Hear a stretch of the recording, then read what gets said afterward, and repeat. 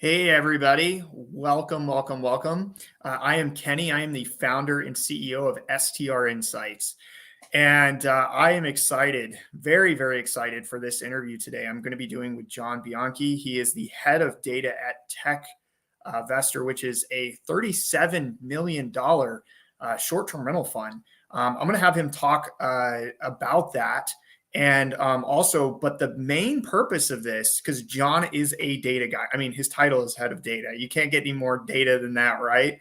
And so I have, I've met my match, and I love it. So we're going to talk with a lot of you guys about. We're going to get into, what it takes to find a cash flowing property in 2023, how we're still finding deals, and what our strategies are. The biggest thing is, guys, that if you have questions, put them in the chat. If there's something that you don't understand that we talk about, if we use an acronym, if we talk about a strategy, anything like that, a data point, whatever it is, statistical model, if we drop something that you don't understand, ask the question, we can dive into it. John and I talk regularly about this kind of stuff, and it's really fascinating. I learn a lot from him, and we really go back and forth in terms of like really learning from each other and how to find a profitable short-term rentals today. So without further ado, I'm going to bring in John right now. Get him there. I'm going to flip-flop us. So there we go. So there we go. Welcome, John. Hey, how you doing? Thanks for the intro.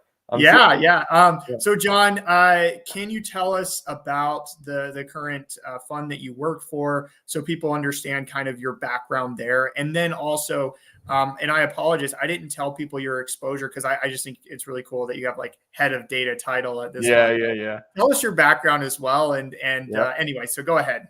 Sure. First off, I want to say, like, super excited to be on this podcast or this video, whatever you want to call it. I love being able to speak with you to everybody about all this stuff. I mean, we're both the data guys when it comes to Airbnb, so being able to go back and forth with you is an awesome experience. But so I am the head of data for Techvestor, which is a short-term rental investment fund. All we do every single day is buy short-term rentals all across America. We've raised about $37 million so far, and we're planning on doing quite a bit more next year. And it's my job to identify what is the absolute best market for us to be going into, then what is the absolute best thing for us to purchase within that market, and then how do we increase the revenue of each individual property that we do purchase. And so that's what I do all day, every single day. And then on top of that, I also have a YouTube channel where I have 3 free courses all about Airbnb data that teach you how to use different tools that are out there to make sense of things. And so that's what I do all day, every day. And I'm just trying to take the knowledge that I learn and help other people be able to do the same thing, so that they don't make a mistake of buying the wrong property or renting a property that's not going to cash flow for them. So that's sort of my credentials and who I am. And I've been doing this since 2017. I built up my own management company, an arbitrage company out of Chicago. COVID came around and wiped that out, and I was able to sell off the contracts. But for the most part, I did data better than anything else, and so that's what I stayed focused on. And I'm lucky enough to become the head of data for Techvestor. And so happy to be here. I love it. So John, let's start with it. So let's start kind of high level here. It's 2023, man. I mean, rates suck. The deals, I mean, things are pricey still. I know like the market's kind of shifting to be more of a buyer's market. However, there's this big trend, Airbnb bust. And I don't know if you saw the articles about, only half the Airbnbs in Phoenix, Arizona for the Super Bowl were actually booked. So, I mean, let's just start from the very beginning. Are you today, not last year, but today, are you still finding deals? You don't have to tell me where, but are you still finding deals today? I mean, without a doubt. Like so it's interesting for us at Techvestor to hear about Airbnb bust and hear about people having issues and all this different stuff, because if I'm being honest, we're just not feeling it, right? Like, and that's just, I'm not trying to brag. I'm not trying to whatever. We're just not feeling what other people are feeling, right? We're not getting constrained. However, within the data that I've been reviewing, I can see people starting to make less money as I'm tracking their listings over time, right? The interesting thing is that depending on the quality of the listing, how good it is, how good the amenities are, how well it's put together, determines how much less the property is making, right? So Mm, as an example, there's kind of these two listings that I've been following, and one is like it's a stellar listing, right? And its revenue has dropped by about, I think it was like 7 or 10 grand, somewhere in that range. And then okay. there's this other one that's like, it's good but not great, and it's dropped by about 20 grand, right? And these are very similar listings. They're very close to each other, but one's just a little bit better. And so it's you can see this drop happening. And so I can only imagine what's happening to the listings that are just terrible listings. You know what I mean? Mm, So when I hear Airbnb bust, my take on it is that you had in 2021 and 2022 a crazy amount of people rushing into the Airbnb game during COVID because it was like the thing to do. It was the fad at the time, right? And mm, but people had no idea how to put together these listings properly. And so you have tons and tons and tons of these listings that were just bad listings across the board, just not well put together, iPhone photos, grandma's furniture, right? Put together. And those are the people that are getting hurt more than anything. And now they're going out there saying all these YouTubers and all these TikTokers lied to me about how much money you can make on Airbnb, not realizing that it's a business like anything else and you have to figure out how to do it better than everybody else. You're in competition. And so just one little quick break here is we do have homes in that Phoenix general area. Every single last one of them was booked out for a good that's amount of money awesome. during that time period. So, if you do it right and you follow the data, you follow what you're supposed to do, you're not going to feel it as much. But anyways, Right. that's my No, quick. no, no. I really like that, and I appreciate you breaking that down. And I mean, the bit what I've really taken away from that is, I mean, everyone listening, I don't know if go look up, go Google what a technology adoption timeline looks like. Mm, It's like this bell curve that drops off. So you have your innovators. It's like a number of people who adopt a technology or a trend, essentially like Airbnb. So you have your early innovators. So we're talking, 2012 when Airbnb rolled out, 2012 to maybe 2016. So people who are, getting in, testing it. It's still not this widely adopted platform or software that people are using. And then around 2017 to 2019, you have what we call the early adopters. And then that's where it starts to really peak up. And you have like your mass adoption, then late adoption, and then your laggard. So we're probably in that late adoption phase. So 2020, into 2022, into 2023, late adoption. And people who are trying to get in either too late or people who, like John was saying, who have been in, who haven't made any changes. And this is mhm. the thing too that's really interesting is this industry is constantly changing and adapting.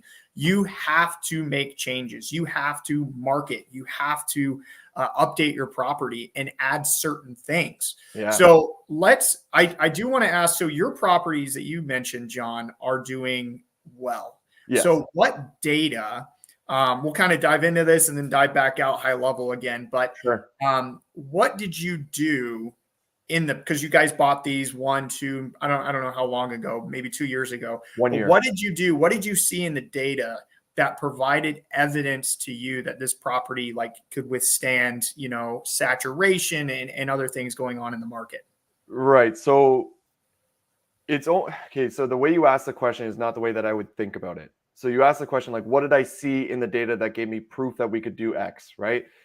When really the way that it worked out is that we more so went in with like a logic and like a theory that we thought Mhm. would work and thought would make sense, right?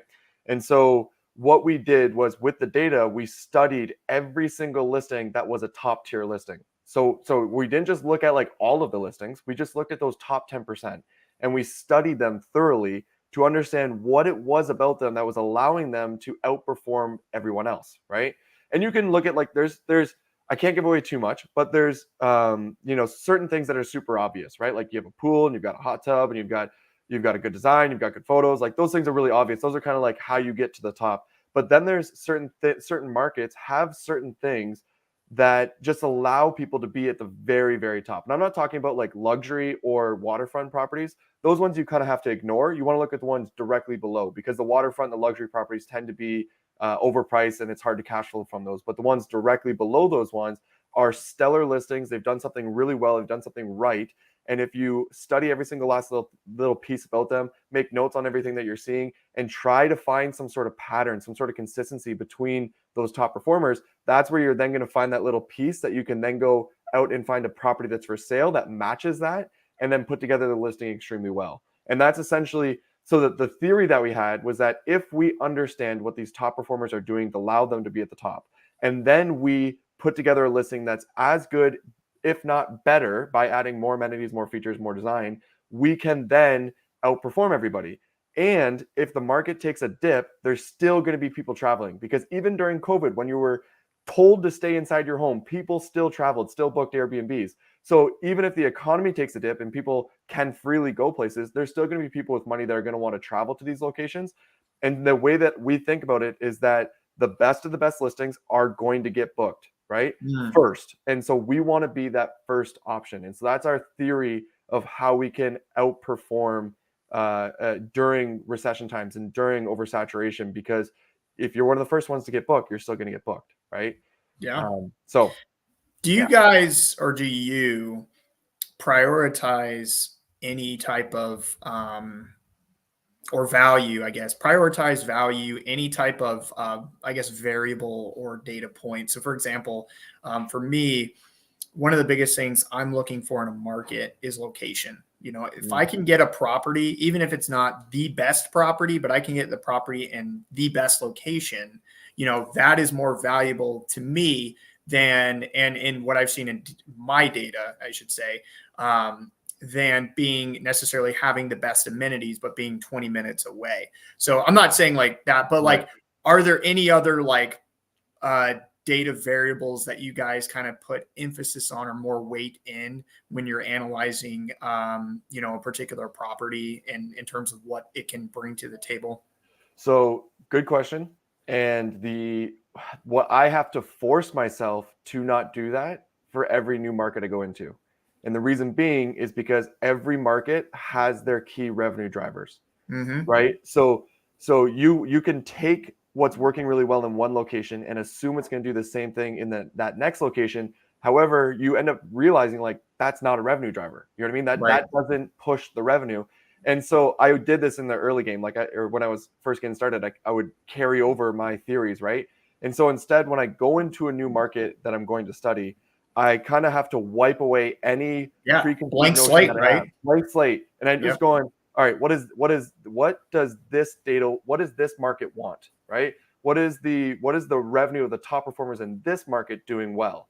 What is the design that people are doing here? What is the type of property? What is the new little thing that I'm seeing here, right? And it's every single place is different. There's definitely overlap in a lot of different things, but the small little revenue drivers that are hard to tell, that you have to like really dive into, can be different depending on the type of market you're going into, right? If you're going into a metro compared to a cabin place, compared to a beach, compared to, middle of nowhere, like whatever, or even like a third tier city, like it just is a little bit different everywhere you go. So I try my best to not have any preconceived notion going into studying that new market, just so that I don't screw myself up. And I then, love that. Yeah, I absolutely love that, because for me, I call it my thing. I call it micro markets, understanding the micro markets, and micro markets could be location. It could be certain geographical. One that comes to mind is Ellijay, Georgia, in the North Georgia mountains. So near Blue Ridge. So when you look at the top properties there, when you think properties in the mountains, and I know some people listening probably heard me talk about this, but this illustrates this micro market thing isn't necessarily location or geography. It has to do with the type of properties. And so in Ellijay, when you look at the top properties, the majority are actually on water and they don't have views of the mountains, which is interesting because, most other mountain markets, like in Western North Carolina, we always talk about those. They have, like, the top properties have views, and it's like one of those things where you got to have a view if you want to, excel and maximize your revenue. But in North Georgia, at least in Ellijay, they're on rivers and creeks and streams. And, I asked some people, I said, well, why is that? And it's because there's fishing and there's like rafting and tubing, all this stuff on there that attracts people. But you look at the prices in those markets, and people have priced homes that have views in Ellijay a lot higher than homes on the water, even though you can make more money by having a property on the water. So there's opportunity there. But that's like that micro market for me when I'm studying that. So 100%, but that doesn't work everywhere, like you're saying. Right. So that's the logic of like trying to figure out the top performers and then understanding that, then you know what I mean? Like I said, don't come in with that preconceived notion that the views is what people want. Right. And yeah, that what you just explained, where the properties with views are priced higher, but the ones on the water are not. That's what I refer to as the inefficiency within the market, right? Which, love it. Yeah, it's my favorite thing in the world when you find that inefficiency, because they don't realize that these homes on the water are actually doing a lot better, and so they don't price them properly, but they're the ones that are going to make you the most amount of money. And so those are like the gold mines, you know what I mean? Those are the ones that you buy more than anything else. But anyways, yeah, love that. That's a better term. That's a better term. I was calling it like holes in the market. Yeah. I mean, that works too. I love it. Yeah, I love it.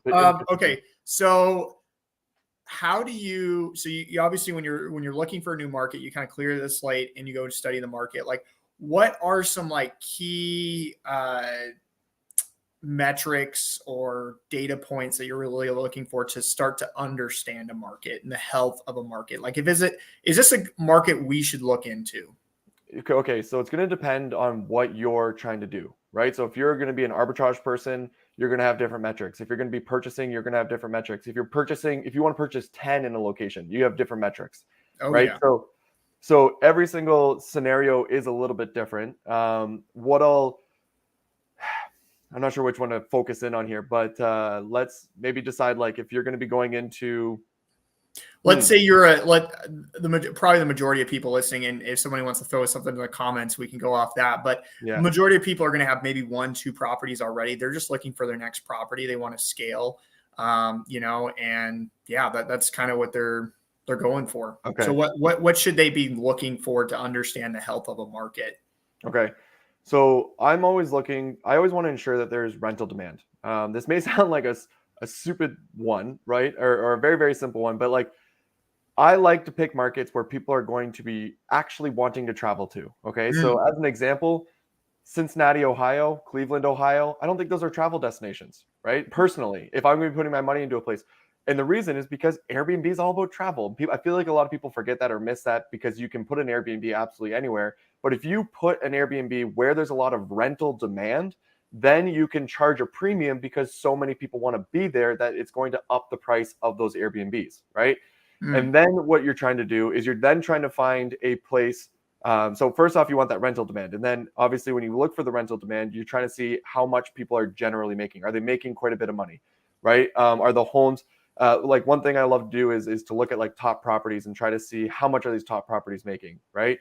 Then from there, what we're doing is we're checking the real estate. And so we're going over to Zillow and we're looking at the real estate and we're seeing like, how expensive is this real estate? Is it out of the budget? Is it reasonable? What might it be, right? Now, on top of that, every single person tends to have a budget of how much they can actually spend in a market for themselves.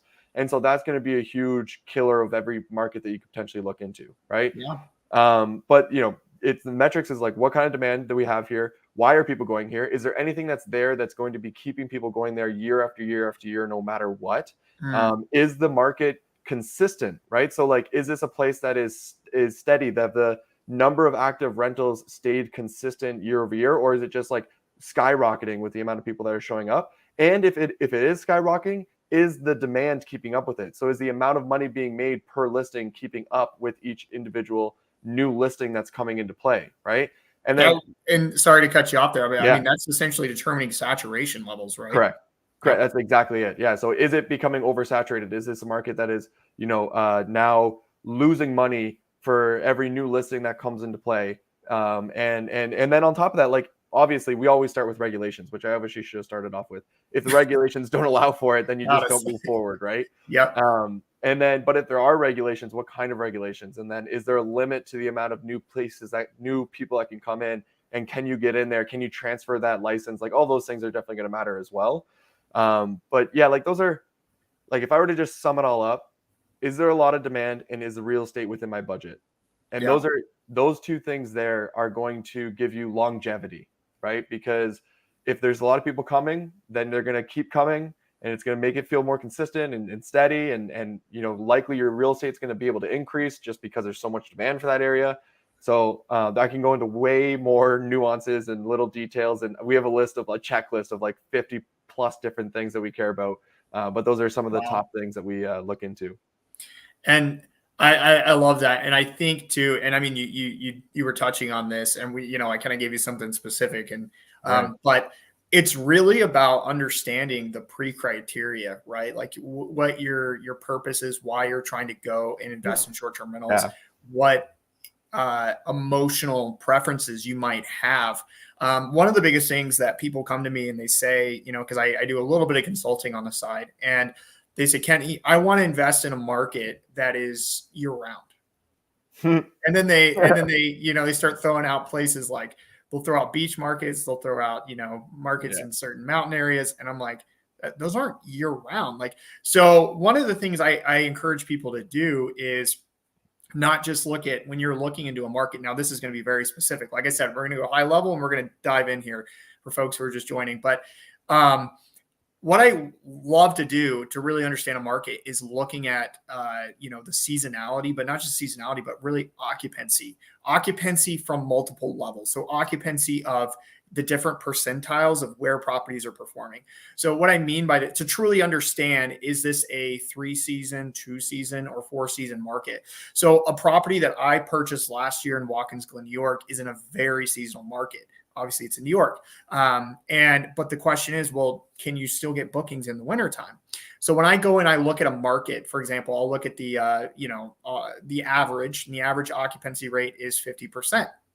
And I'll say, okay, that's great. Now, what about that means that it's really 2 seasons out of the year that they get the actual bookings. And then, okay, so what about the 75th percentile? I'll go there, and it's also 50%. I'll look at the 90th percentile. It's also 50% on average for the year. What does that tell me? That tells me that market is a 2-season market. And that no matter how much I put into this property, there's going to be months out of the year where I'm not going to have any bookings. And that's normal in that market. And I could make a ton of money. Some people are like, well, why would you invest there? It's because I make a ton of money. But I also have to treat that market differently. I have to save during the summertime and have kind of that savings, to cover the expenses during the winter.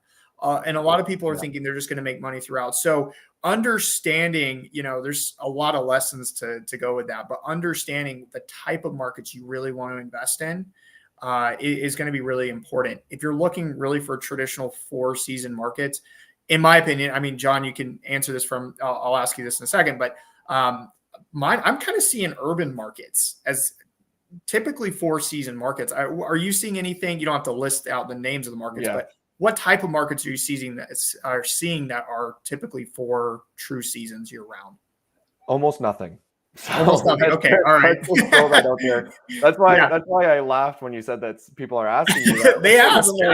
I'm like, I study markets all day, every day. There's almost no 4-season markets. And the reason, even if there is a 4-season market, you're still having a lull, at least in one of those seasons in comparison to the other season. A spring or a fall. Yeah.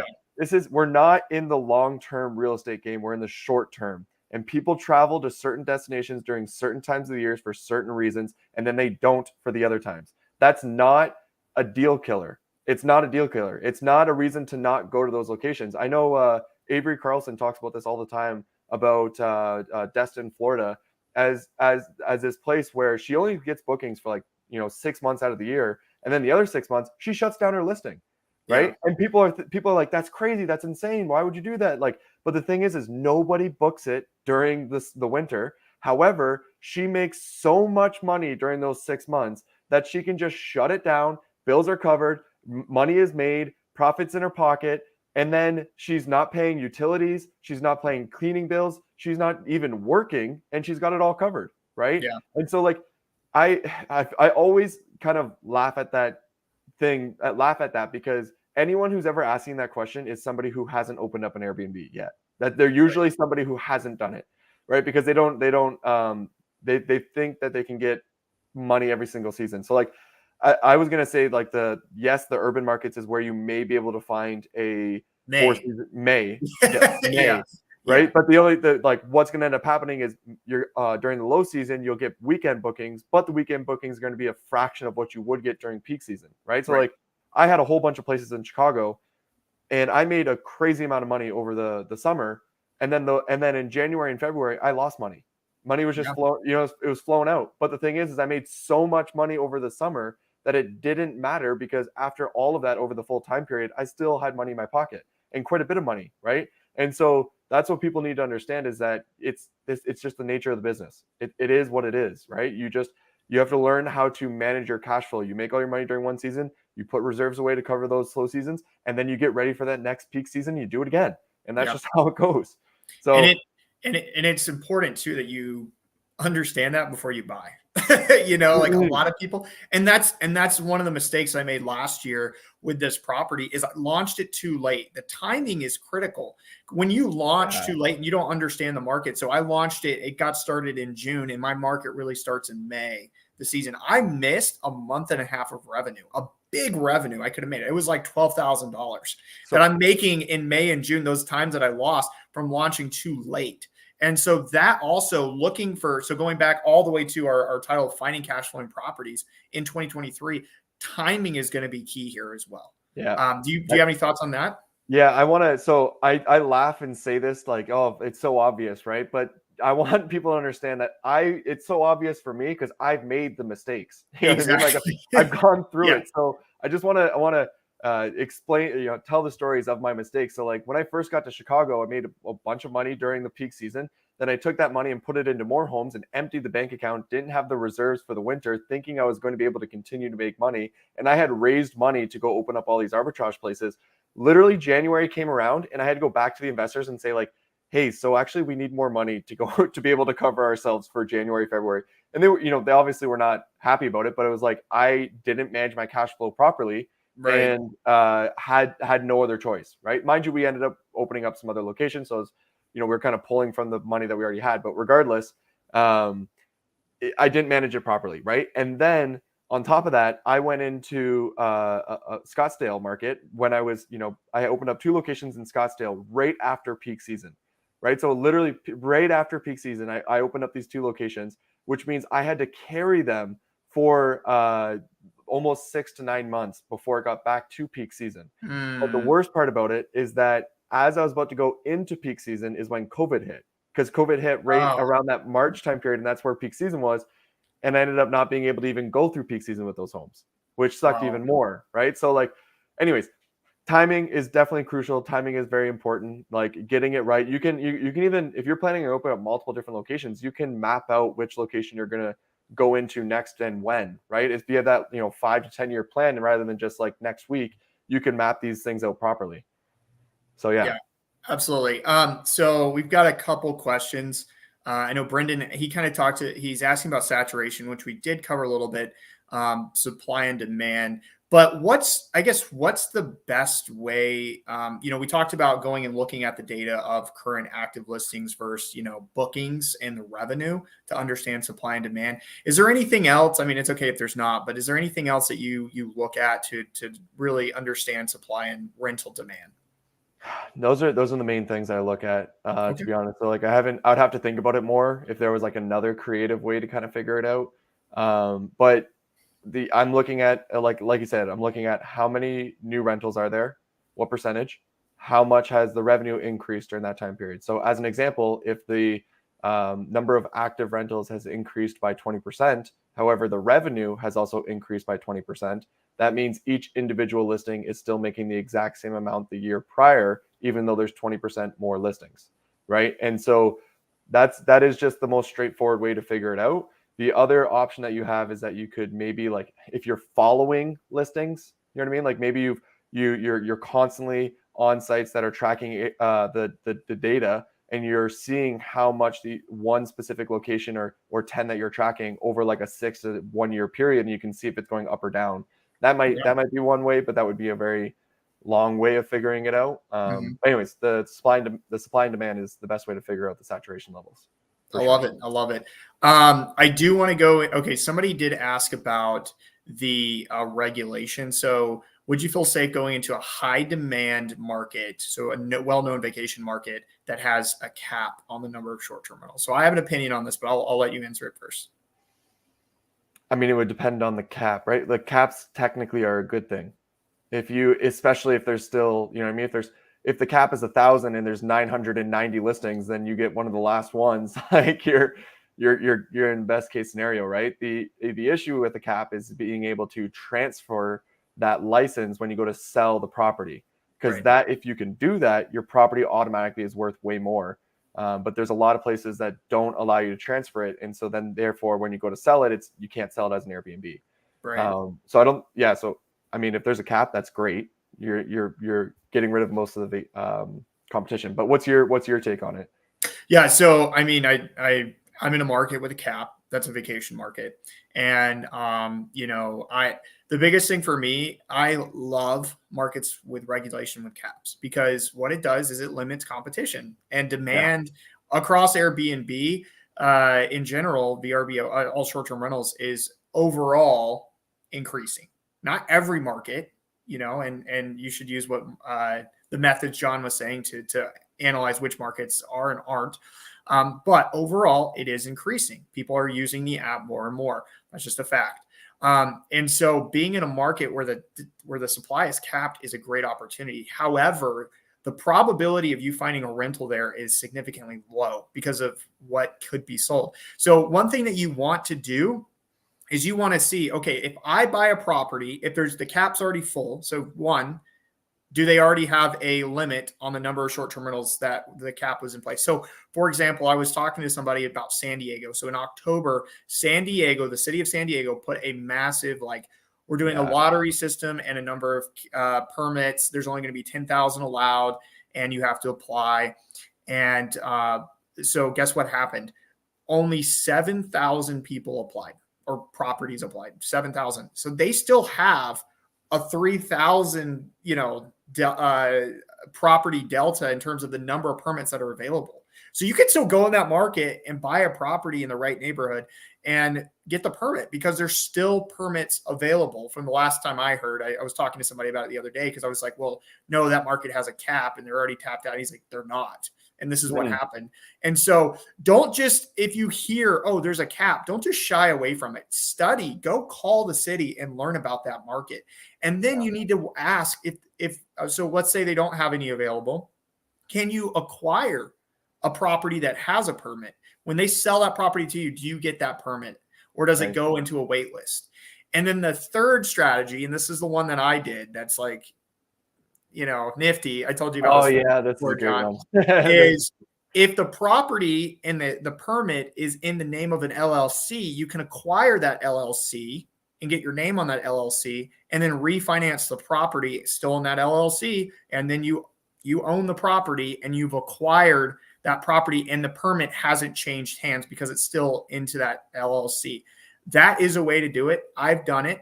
You need to talk to an attorney. That doesn't work everywhere. So let's just preface that. That's not going to work everywhere. And some cities they understand that rule, but a lot of them don't. And I've seen markets like Hot Springs. Boy, I had a list at one point. John, correct. It's Galena, right? Helena, Yeah. There's a lot of them out there that have these markets have caps, and that's not in their rules. You can do it. I've checked. I've had clients who've gone and found properties there and done this. So you can do it. You just can't be afraid. You got to learn. Don't shy away from picking up the phone and calling the city and just asking. And then if you're going to do that, what I just told you with acquiring the LLC, you're going to need to use an attorney. So you'll need to speak to an attorney in that area and to really understand the rules before you do that. So that's kind of the gist of that. One thing I want to mention on that before we change subject is I always tell people that when it comes to regulations, don't ask me. I just know data. You know what I mean? I'm like, legalese doesn't make a ton of sense to me. However, when I was first getting started into Chicago, everyone told me, they're like, oh, Chicago's regulated. You can't do Airbnb there. But when I started to read the actual laws of Chicago, it was 100% allowed, just within a certain way. Like you can only be in certain places. You can only have so many per building, all these different little rules, but it was allowed. Right. And so what I ended up realizing was that a lot of people will just write off a location that they actually really want to be in simply because there's regulations in that place. Mm. However, study the regulations, understand the regulations, and then you decide if it's a place you can go into or not. Because like what you just explained about San Diego, I didn't realize that you could still potentially make San Diego work for probably only the next, let's call it like 200 to 300 days, because I guarantee you over that time period, it's all going It's to be going to filled up. fill. Yeah. Right. So it's super interesting. And I think that people just need to do a little bit more legwork, right? I mean, that's what you and I are all about, doing a little extra legwork, looking into the data to actually get the real answers. And it's crazy how many people won't do it. It's crazy. If you watch crazy. any of my YouTube videos, I whenever I make a YouTube video about a process, I always explain to people, I'm like, this is a tedious process. It sucks. It's going to take a lot of time. And then I try to like give them a reason to be motivated to put in that time, right? To be like, it's worth the time to do this. Because it's going to make you money. It's going not only is it going to make you money, but it's also going to secure your money. You're going to make a good investment. If you're using other people's money, you're being more responsible by doing it that way, and you're going to figure out how to make more money, right, by going through these processes. And so, anyways, I can go on a rant about that. I'm not going to get too into it, but let's keep the questions coming. So we've got a couple questions here about data sources and stuff. We'll talk about that towards the end of this interview. So don't worry if you feel like we skipped over your question. So we will answer that towards the end. Somebody asked about if you find the right property in the wrong season, what do you do? I mean, can you, John, give us a 1 minute answer?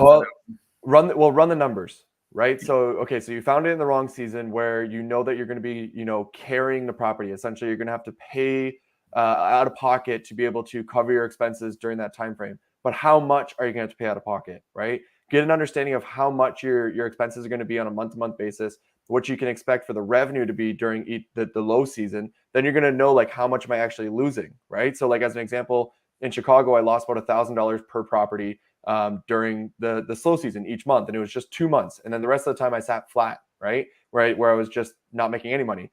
So I knew that I was losing about $1,000. That's a burn rate. And so what I would just do is, you run the calculation, it's the right property, everything makes sense, but you have to carry it for 3 months. Well, that could just be an extra $3,000 you have to put into the property, right? So run the numbers that way to get the feeling for it. And at the same time, it takes time to close the property, it takes time to get the property up and running. You're going to have carrying costs regardless. And so just add it into your formula, see if it still makes sense with that. And if it does, then, you can go for it. That's the way I would think about it.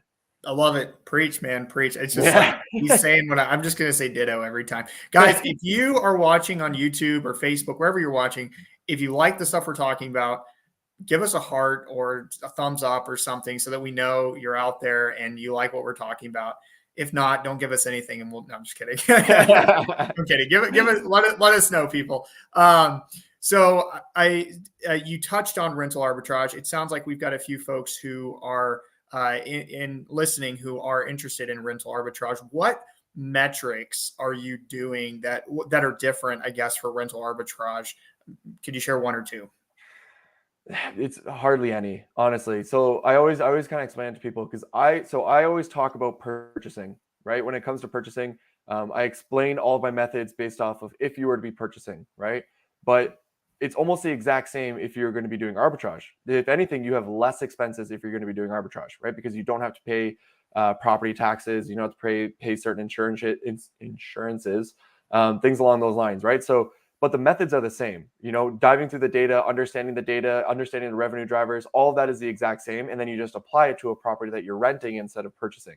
The only main difference that I have is that you can't, when you rent a property, you're likely not going to convert the entire backyard into an oasis. You know what I mean? You're not going to add a basketball court. You're probably not even going to add a hot tub because you're just renting the property. So why would you? So that's the kind of like key little differentiator, is that if you're going to be renting it, know your limits and know because your competition is likely going to be investing more into those things, into the property itself, that you can't change or you wouldn't change, right? It just wouldn't make sense. And so that's kind of the spot where I would say that's the main difference. But then, when it comes to like most people, when they do arbitrage, they're doing 1 bedrooms and 2 bedrooms within cities. And there's no differentiator there. You know what I mean? Like if I buy a condo or if I rent a condo in a high rise in the downtown Chicago area, there's nothing that I can do to my condo that's going to be better than if you were to rent out your condo. Right. Mm-hmm. So that's just the way I would think about it. Yeah, I love that. We'll take one more question here. So it sounds like, how do you know? This is a fair question. How do you know if a particular market is in its peak or in its dead zone in terms of seasonality? So, Oh, beach markets, it's obvious, and some yeah, mountain yeah. markets. But how do you know? Like, what are the indicators that you've seen? So I use this website that shall remain nameless. Can I mention it? It's okay. Go ahead. Yeah. What So do you use? on AirDNA, there is a section called Seasonality. You plug in your location, you click the seasonality button, and it's going to show you red and blue. And the blue is where it's low season, the red is where it's peak season. And so it's very clear when you look at that as to where is the high season, where's the low season, and you know without a doubt what to expect. And then that's where you kind of see the metro markets having the strong weekends because they still have like red during Friday, Saturday, and so that's where I find that out. It's pretty Yeah, straightforward. for sure. And just so you guys know, there are other platforms out there that have better data on or more clear data in terms of seasonality than STR Insights. So whether it's AirDNA or Price Labs or Data Rabu, they all have some. These are the ones I'm familiar with that have seasonality. So definitely go check them out Yeah. if you're looking into that. Okay, so John, I want to thank you before we wrap up. We do have a few other things before we wrap this all up. But John, what's the best way? So you've got that's your Instagram handle at the Airbnb Data Guy. Is your YouTube page? What's your YouTube page called? The exact same. You can look up Okay. John Bianchi or the Airbnb Data Guy. Yeah. And then something that came to mind too was if you're interested in partnering with Techvestor, how do you get in contact? Do they contact you? What do they need to do if people are interested in learning more about Techvestor? So I am just the head of data. So in other words, I 100% focus on just the data part. I don't Yeah. do everything else. However, if you go to my Instagram, you go to my link tree, there's a link in there that you can click that will allow you to talk to somebody on the investor relations team. And when you talk to them, they're going to explain everything. That's all they do. They can't even talk about the data like I do, right? That's all they do is focus on helping investors understand exactly what TechVestor does, how it works for investors, and what they can expect, and all those different nuances. So once again, go to my Instagram, go to the link in my bio, and then there's going to be an option in that link tree that you can click that will get you in contact with one of our investor relations over at TechVestor. Great. And Yeah. John, we got some exciting news for everybody, don't we? Yeah, we do.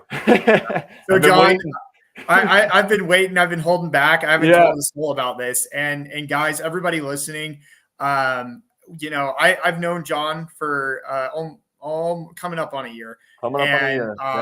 We really started. I mean, we just kind of put our heads together on some data stuff and really trying to analyze markets and what are the best ways to do it. And so John, what is this big announcement we have for everybody? For the first time ever, Kenny and I are putting on a live virtual event 2 days where we are going to be breaking down in great detail. So if you thought this was very useful, imagine 2 days worth of just nitty-gritty little detail with processes and everything. So it's 2 days worth of a live event of us explaining. This is the sort of scenario where somebody has no idea what market they want to go into, all the way down to I am choosing this property because of X, Y, and Z, and it's going to make me A, B, C, right? So that's what we're going to be accomplishing over that 2-day event. And it's once again the very first time that we're ever going to be putting on a live virtual event. So super excited about it. And guys, this is the first data-driven event that will be in our industry. So it's not just we're gonna get in the weeds here. We're gonna make people work. We want them to be successful. And John and I have been working hard on this thing in terms of putting our minds together. It just kind of came together last month in terms of what we really wanted to do, and we spelled it out. And we spent hours putting the course, not the course, but like the material behind it. And the best part is, guys, I obviously want you there. We're limiting it only to 100 people just so we can have a little bit more of an intimate space so we can answer all the questions we can try to answer all the questions we can get, but we've priced it like affordable for everybody. Very affordable.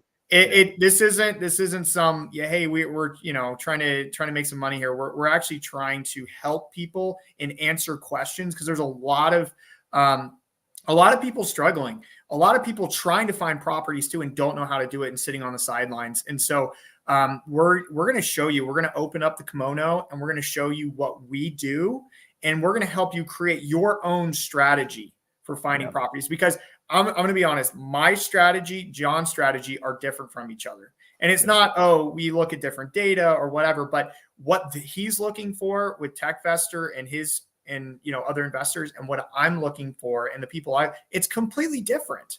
And there's opportunity in every market. You just have to know how to find it. And that's what we want to teach you how to do, is how do you find that opportunity? How do you, Cyrus, open up the phone. How do you, what data do you need to actually find those opportunities, and how do you get that data? And we're going to show you the resource. This isn't an STR Insights thing. This is a Kenny and John thing that we've really sat down and planned out for you guys. Yeah, and I can't stress enough, guys. Like, I hate events or things that are not purpose driven, right? So like where you don't come away with the actual goal, or you have learned something that is tangible that you can use. If you don't believe me, go to my YouTube channel and watch anything on my YouTube channel. It is always a end-to-end process that will give you the results that you're looking for. And so when we were designing this event that we're going to be putting together, it was all about, what are people struggling with, and what is the end thing that is like they can walk away with to ensure that they actually got something tangible out of this that they can take action with, right? And Kenny, you're kind of saying it best, where it's like they don't know, where they want to go, or they don't know how to take the action.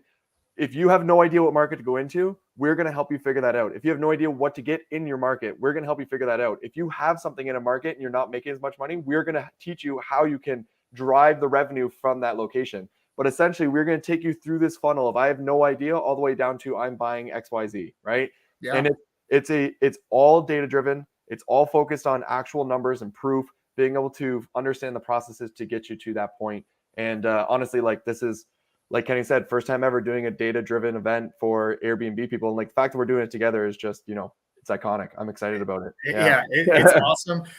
Guys, it's in March. We're doing it on the 9th and 10th. It's going to be 4-hour segments on both those days. So, you're going to need your brain power, like the juices, stored up, have some Gatorade or something. I don't know, like get your amped, so, cause we're going to hit it hard and go for 4 hours.